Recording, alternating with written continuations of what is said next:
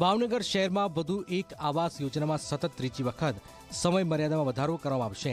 શહેરના સિસ્સર ખાતે 2020માં શરૂ થયેલી પ્રધાનમંત્રી આવાસ યોજના હજુ સુધી પૂર્ણ થઈ નથી.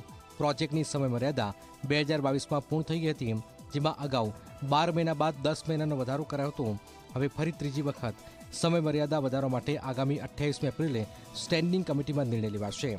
1252 પ્રધાનમંત્રી આવાસો બનાવવાનું કાર્ય 27 માસમાં પૂર્ણ કરવાનું હતું, જે હવે ત્રીજી વખત સમયમર્યાદા વધાર્યા બાદ 58 મહિનામાં પૂર્ણ થશે. ગેસ લાઇનો અને જીઈબીને લગતા કામો ઇન્ફ્રાસ્ટ્રક્ચર પૂર્ણ થાય તે માટે સમયમર્યાદા વધારવાની માંગ કરાઈ છે. જોકે મહત્વની વાત એ છે કે 25 વિંગની 1252 આવાસોની યોજના પૈકી માત્ર 550 જેટલા આવાસોના કામ પૂર્ણ થયા છે, જ્યારે 50%થી વધુ આવાસોનું કાર્ય હાલમાં પ્રગતિમાં છે. ત્યારે શું ઓગસ્ટ સુધીમાં બાકીનું કામ થઈ જશે કે કેમ તે એક સવાલ છે. પણ એક વાત ચોક્કસ છે કે વારંવાર આ સમયમર્યાદામાં વધારો થતાં જ લાભાર્થીઓ પરેશાન થઈ રહ્યા છે.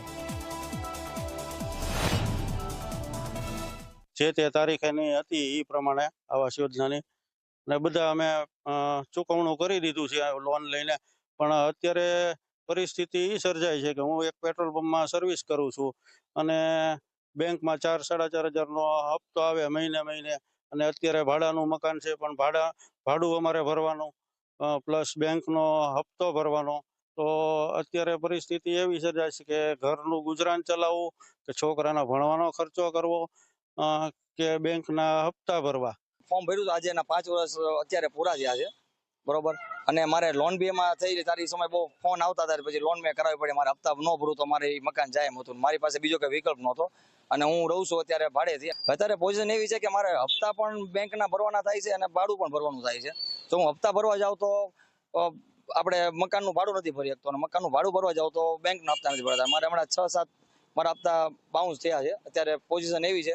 હાલ આ આવાસો અમારી દ્રષ્ટિએ જુલાઈના એન્ડ સુધીમાં પતી જવાની તૈયારીમાં છે. અમારા તરફથી એની ટાઈમ લિમિટની સમય મર્યાદા ત્રીજી વખત એટલે કે 9 માસની વધારવા માટેની દરખાસ્ત થયેલી છે. આ બધા કારણોમાં મુખ્ય અત્યારે હાલનું જે કારણ છે કે ભાઈ અમારે એની અંદર આ ગેસ કનેક્શનની લાઈનો કે તમારું મકાનનું ઇન્ફ્રાસ્ટ્રક્ચર થાય ત્યાર પછી ગેસ કનેક્શનો થતા હોય છે. તો ગેસ કનેક્શનની લાઈનો એનું અંડરગ્રાઉન્ડ બધું ફિટિંગ, ત્યારબાદ જીબીનું અંડરગ્રાઉન્ડ લાઇનિંગ તમામ પર કરવાનું હોય છે. એટલે પેરેલલ બીજા ડિપાર્ટમેન્ટોની સાથે પણ સંકલનમાં રહેવું પડતું હોય છે.